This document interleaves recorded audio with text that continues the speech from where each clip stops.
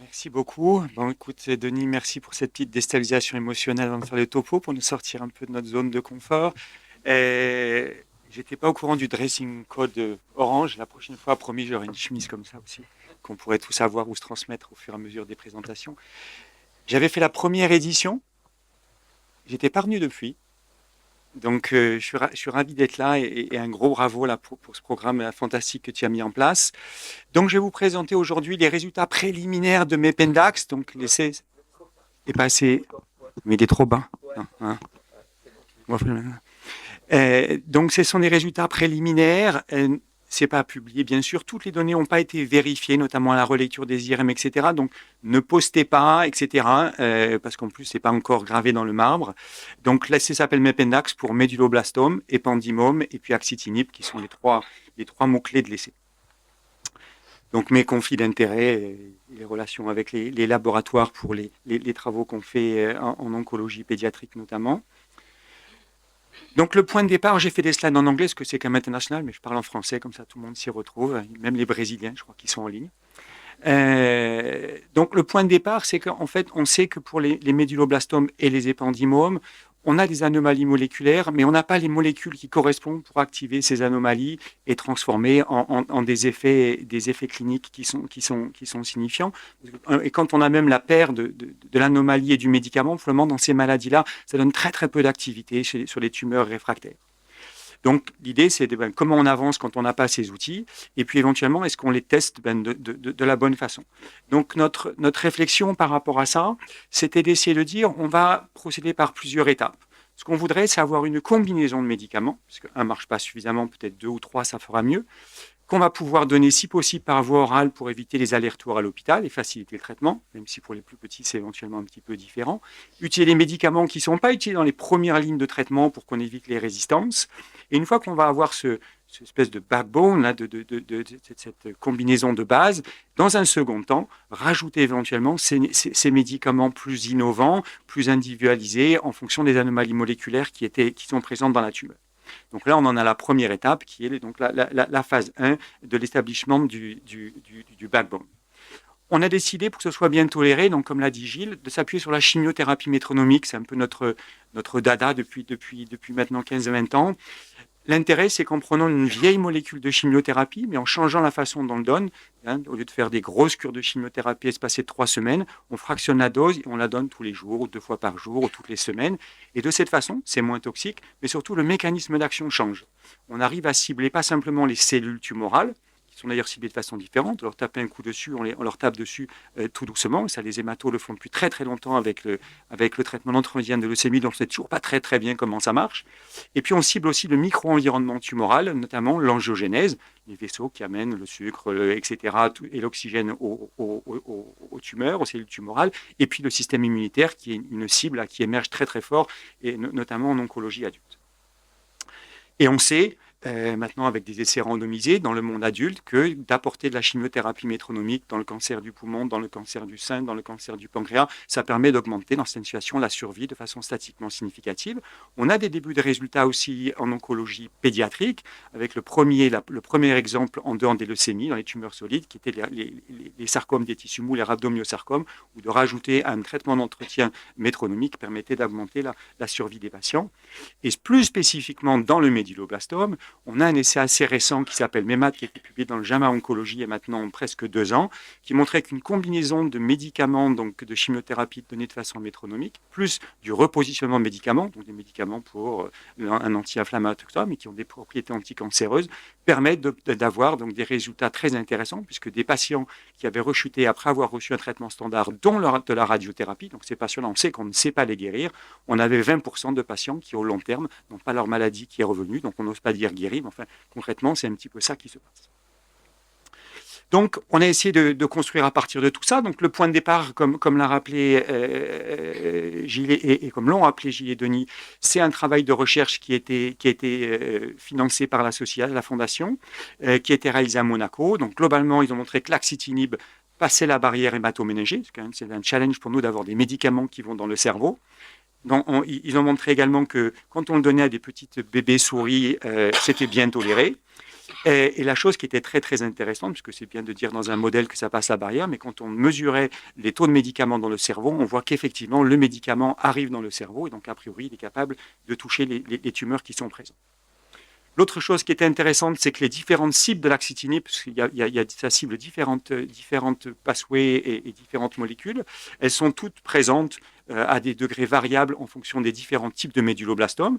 Donc, ce qui est aussi intéressant, ça veut dire que ça va éventuellement pas marcher par les mêmes cibles en fonction des méduloblastomes, ce qui sans doute lui permet d'avoir une certaine souplesse et de dépasser certains mécanismes de résistance. Quand on le comparait dans les boîtes à d'autres molécules qui ressemblent à l'axitinib, qui sont des inhibiteurs de multiples de tyrosine kinase, ce n'était pas forcément le plus efficace, c'était parmi les plus efficaces, mais ce qui était important, c'est que c'était celui qui était a priori le moins toxique pour les tissus sains.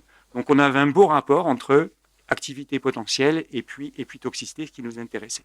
Donc voilà un exemple de boules de méduloblastomes qui sont formées dans les boîtes qu'on traite. Donc, si on ne les traite pas, ils poussent gentiment. Si on met de l'actitinib, ça ralentit beaucoup la croissance. L'étoposide le faisait aussi. Et puis le Graal, c'est de montrer chez la souris, qui est le modèle le plus proche de l'être humain, pour nous en recherche quotidienne, et bien, chez la souris, quand on mettait la combinaison des deux médicaments, les souris survivaient de façon significativement plus importante que les deux médicaments seuls et que les souris qui ne recevaient pas de médicaments. Donc ils ont bâti le rationnel pour dire, ben voilà, on a les données nécessaires pour se dire c'est le moment de commencer pour de vrai. Une équipe allemande avait aussi montré, ils avaient testé plein de médicaments différents, ils avaient montré que l'axitinib était aussi efficace que la chimiothérapie, la combinaison aussi. Alors ils avaient une combinaison qui semblait marcher mieux, entre guillemets, dans leur modèle, là, dans les boîtes, qui était là une combinaison de l'axitinib avec de la gemcitabine, mais c'est une molécule qui est un peu plus toxique, un peu moins facile à utiliser. Donc on a dit qu'on restait quand même sur notre modèle, même si effectivement c'est une combinaison qui est potentiellement intéressante et sur laquelle on pourrait aussi travailler dans le futur. La bonne nouvelle, c'est qu'il y avait déjà des études qui avaient été faites chez l'enfant. Donc, on sait comment utiliser l'axitinib chez l'enfant. Par contre, il n'y avait aucune tumeur cérébrale. Et là, c'est aussi une chose, pour nous, un obstacle. C'est que les laboratoires sont très frileux pour tester les nouveaux médicaments chez l'enfant, bien sûr, mais encore plus sur les tumeurs cérébrales, parce que les toxicités peuvent être rapidement graves. Donc, ça, c'est un exemple d'un essai de phase précoce où il y avait des tumeurs, mais pas de tumeurs cérébrales. Néanmoins, on sait à quelle dose on peut l'utiliser et on sait le profil de toxicité de la molécule. Donc on disait, bon, ça, normalement, ça devrait aller pas trop mal avec notre axitinib en clinique. On avait quand même des maladies stables et une réponse sur un sarcome un petit peu particulier.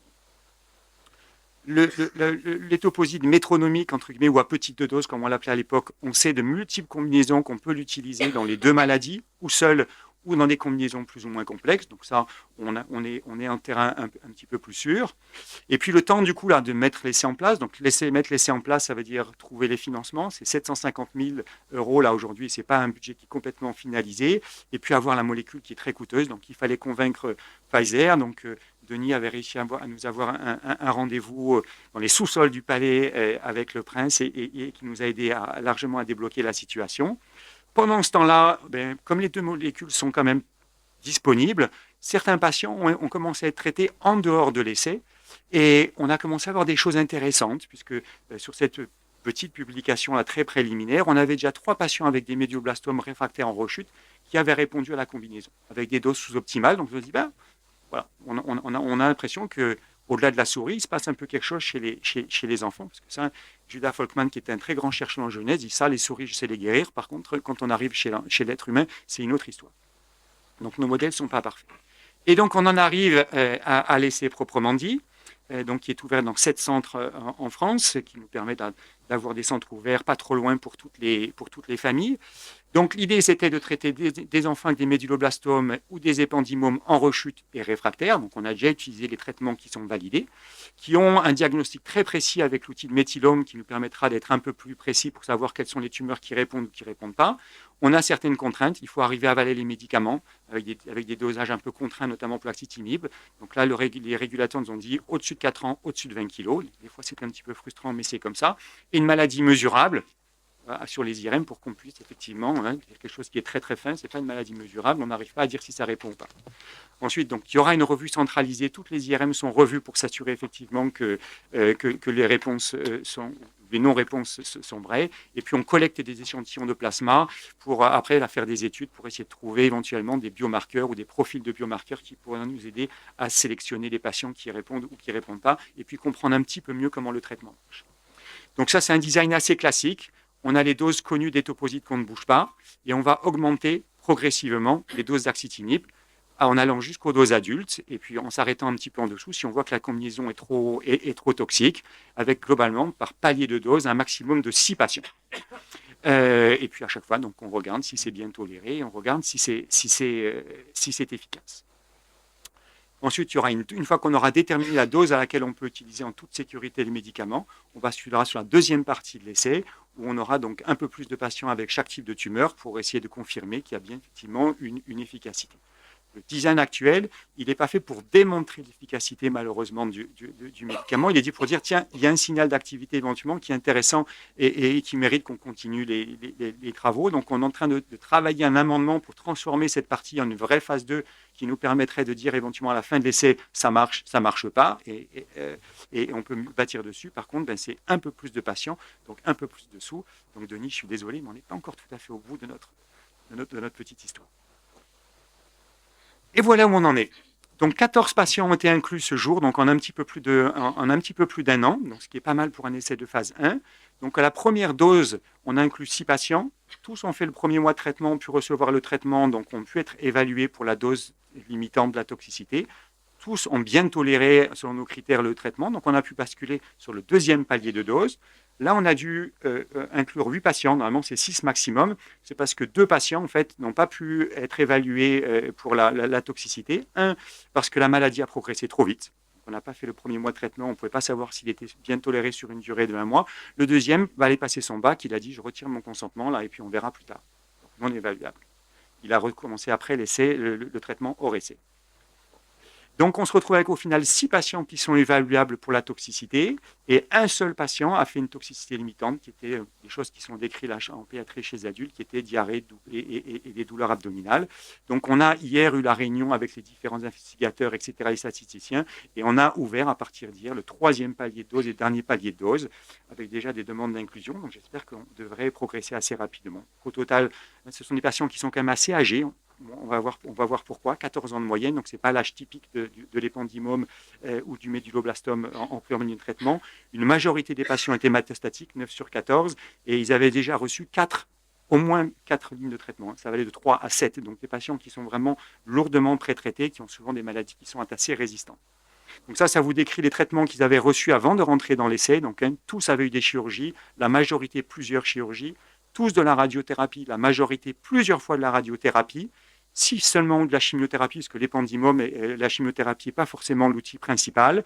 3 avaient reçu une chimiothérapie à haute dose avec une autogreffe de cellules souches périphériques. Et une chose qui est aussi très intéressante et qui montre bien l'état des lieux sur ces 2 maladies, c'est que très peu de thérapies ciblées avaient été utilisées. 3 inhibiteurs de mTOR, qui ont une activité très très limitée là, sur ces 2 maladies. Et puis un qui avait eu donc ONC201, qui est une maladie, une molécule un petit peu plus moderne, qui pourrait peut-être marcher dans l'épendymome, mais qui en l'occurrence n'avait pas marché. Un seul avait l'immunothérapie, dans le cas d'une combinaison avec la chimiothérapie métronomique, et ça nous amène au dernier point. Donc, par contre, tous ces patients, ou presque, ont eu une chimiothérapie métronomique à un moment ou un autre de leur parcours. Le régime principal qui est utilisé est MEMAD, qui était celui que je vous avais montré, là, un peu complexe, avec des médicaments de chimiothérapie, de reposition de médicaments. Et puis, pour vous dire qu'on est quand même dans une certaine logique avec l'effet anti-angiogénique de notre combinaison MEPENDAPS, c'est que 11 avaient aussi déjà reçu un traitement anti-angiogénique. Donc, ça veut dire que la communauté pense quand même que c'est une voie qui est intéressante. Nous, ça ne nous arrange pas, parce que ça veut dire qu'éventuellement, ils avaient déjà développé des mécanismes de résistance par rapport à ces approches. Puis, ils avaient déjà eu du métronomique et de l'anti-angiogénique. En termes de tolérance, donc ça, c'est toutes les tolérances pour tous les cycles qui ont été normalement vérifiés dans les dossiers de l'essai. Donc, vous voyez que sur le premier paquet, c'est les toxicités a priori classiques liées à l'axitinib, avec les problèmes de coagulation, de saignement, même si en l'occurrence, c'était un patient qui était tombé en vélo, donc on ne peut pas vraiment dire que c'est tout l'axitinib, mais bon, ça, c'est les règles d'analyse des données, donc on l'a attribué potentiellement l'axitinib. Les douleurs abdominales, les diarrhées, qui étaient la chose qu'on attendait, un petit peu d'hypertension, qui est un effet classique de l'axitinib, et puis on en parlait hier avec André Baruchel, chez les adultes. Dans certaines maladies, peut-être que l'hypertension est associée avec une réponse, parce que ça serait corrélé à une espèce d'activité là, du médicament. C'est vraiment pas démontré en pédiatrie. Enfin, voilà, ça arrive aussi chez nous. Et puis tout en bas, on a plutôt les toxicités qui sont liées au VP16, qui sont, ça peut avoir quand même une toxicité sur la moelle avec les globules blancs qui baissent, les plaquettes qui baissent, l'hémoglobine qui baisse, sachant que chez ces patients-là, ils avaient été lourdement pré-traités et ils sont arrivés dans l'essai avec des taux de globules là, qui étaient déjà un petit peu bas. Après, donc, la chose que tout le monde attend, qui sont les premières données d'efficacité. Donc, vous avez là en haut, en clair, le palier numéro 1, en bas, le palier numéro 2, les diagnostics sur la gauche, et puis la durée, la barre bleue vous donne la durée de traitement, et puis des petits logos là, pour voir ce qu'a donné le traitement. Donc, vous voyez qu'à la dose du palier 1, finalement, il n'y a qu'un patient avec un épendymome qui a fait la totalité du traitement. Donc, voilà, c'est pas mal, mais on espère faire mieux. Les autres ont progressé plus ou moins rapidement. Une information qui était intéressante quand même, c'est que certains de ces patients progressaient radiologiquement, mais avaient un bénéfice clinique. Vous voyez. Donc ça, ce sont des patients qui, malgré la progression radiologique modérée, ont continué le traitement parce qu'on a l'impression que ça leur faisait quand même du bien. Ça, on sait que ça peut arriver avec les traitements anti-angiogéniques. Et puis, quand on arrive sur le palier 2, vous voyez, on voit que les durées de traitement commencent à se prolonger. Là, on a des choses un petit peu plus intéressantes qui se passent. On a des réponses partielles. On n'a pas fait les relectures IRM, donc on n'est pas encore sûr, mais enfin, on a ces signaux-là. Et là, on a déjà, donc, sur les 6 patients évaluables, 4 patients qui sont en cours de traitement, dont 2 qui arrivent à un an de traitement, donc qui vont finir. Donc, on a des choses qui sont assez intéressantes. Et si on essaie d'être très positif, on se dit, quand on augmente les doses d'actinium, on a l'impression que ça marche un petit peu mieux. Donc, on dit, si on arrive à passer au palier 3 avec des doses d'actinium qui sont un peu plus élevées, peut-être ça sera encore un petit peu mieux. Voilà, donc on en est là, on va commencer les inclusions au palier 3.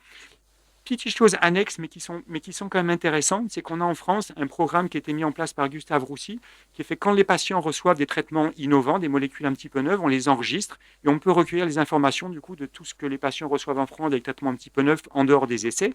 Et il se trouve que aux dernières mises à jour là, de décembre, il y avait dans ce registre qui s'appelle Sacha, 8 patients avec des méduloblastomes et 5 patients qui avaient déjà reçu la combinaison.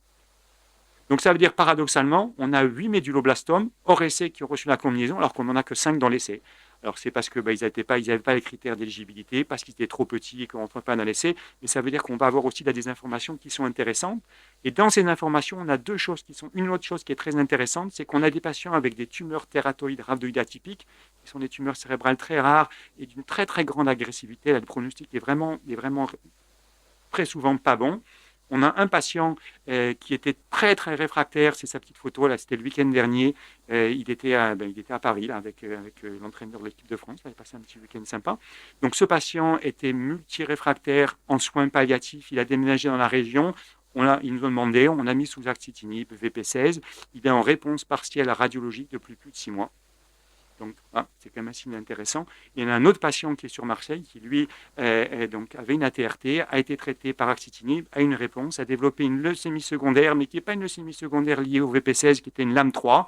On a dû arrêter le traitement, on a préféré arrêter le traitement par axitinib pendant le traitement avec arsenic, etc. En fin de traitement, il est guéri de sa leucémie, en rémission complète de sa leucémie. Par contre, sa tumeur cérébrale a repoussé. On l'a rechallengé à la fin du traitement avec l'axitinib. Il répond. C'est-à-dire que là aussi, on a un signal assez intéressant avec l'axitinib sur cette maladie. Donc, un des autres projets, Denis, c'est d'ouvrir une cohorte ATRT dans mes Pendax pour pouvoir tester si effectivement cette combinaison ne peut pas être une vraie opportunité pour ces patients. Donc, globalement, on en est là. Ça reste préliminaire, mais déjà, ça existe. Et un grand merci. Ça peut quand même rendre service. Et puis, on essaie de faire avancer les choses. On a donc un backbone qui serait par voie orale uniquement, qui semble être quand même relativement bien toléré. Les enfants, ils vont au quotidien, ça se passe quand même bien pour eux.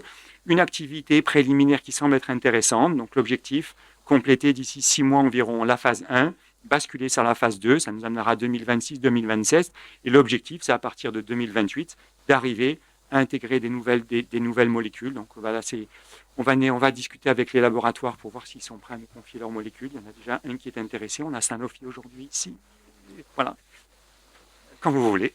Et puis éventuellement, par contre, là aussi, élargir. On est en France, on a un pool de patients qui est un petit peu limité, donc ça veut dire éventuellement basculer international avec des structures comme ITCC. Mais là aussi, on rajoute une complexité, un budget qui est plus tout à fait le même. Mais bon, là, il ne faut pas faire perretter le pot au lait. Une étape après l'autre, il faut qu'on démontre que c'est bien toléré, que ça a une activité suffisante. Voilà, donc encore un grand merci à Denis pour toute son énergie incroyable, parce que sans lui, ça n'existerait pas. Et toutes mes vraiment sincères félicitations, parce que c'est impressionnant ce que tu as réussi à faire et le programme qu'on a aujourd'hui là sur une journée dans un congrès d'oncologie adulte, on ne fait pas ça partout. Hein. Et puis, bien sûr, un grand merci aux familles qui sont présentes aujourd'hui. On n'a pas toujours l'habitude de vous avoir à nos congrès. C'est très, très émouvant. Et puis, on sait comment c'est exigeant et comment ça demande une confiance de mettre ses patients dans ses essais quand on est un peu perdu.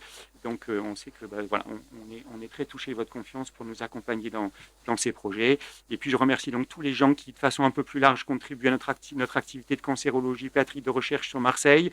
Et puis, toutes les institutions, associations et laboratoires qui nous accompagnent dans nos différents projets. Voilà. Je vous remercie de votre attention.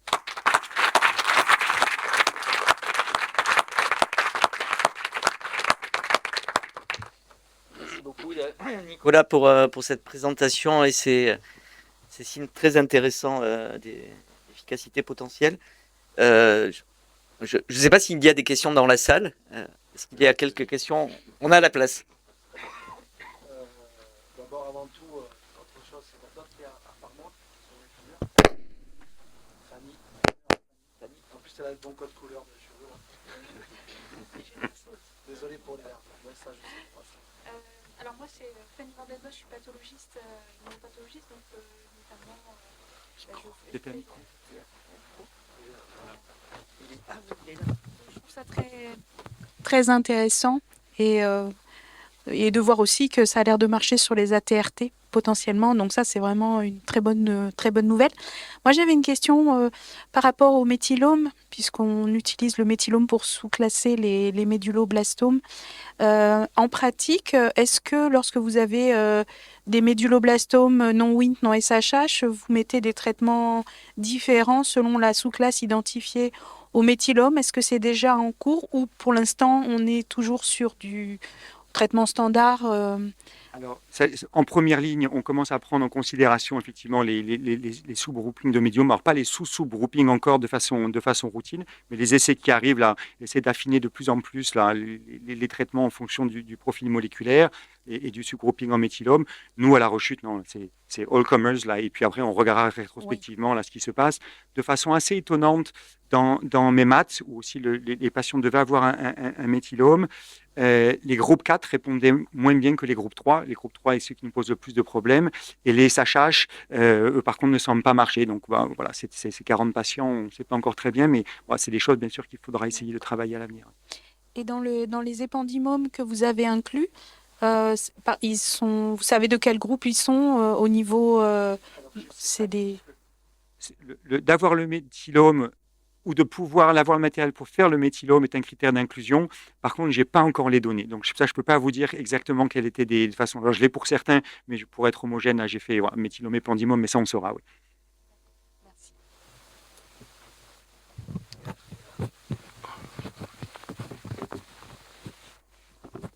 Merci Nicolas. C'était un peu la suite de cette question justement, parce que des plus 4, enfin plus 4 ans, moyenne d'âge 14, on risque d'avoir des groupes 4, éventuellement des WNT. Et je voulais savoir justement d'un point de vue de l'activité, est-ce que ça a été évalué? Parce que c'est difficile, le groupe 4 est quasiment intravaillable, donc je voulais savoir effectivement ça. Et au niveau des métastases, il y a des choses qui ont été regardées, non? Justement, parce que c'est que... C'est critères d'évaluation. Ok, super.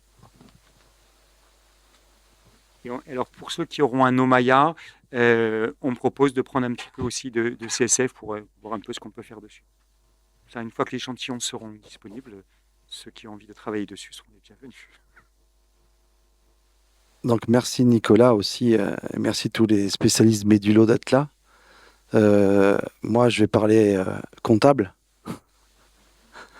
Vu qu'on a mis 4-5, on va dire 5 mois pour aller chercher 750, tu m'as parlé à chaque fois, tu es revenu vers moi pour dire alors, je te redis, alors combien? L'accord TATRT, mais ça j'ai trouvé les sous. Pardon. Si on veut faire la phase 2 dans les règles de l'art, il nous faut 250 000, 300 000 euros. En gros, c'est 20 000 euros par patient. Donc on a un peu plus de 10 patients en plus, il faut un peu près ça. Pas de souci. Et puis,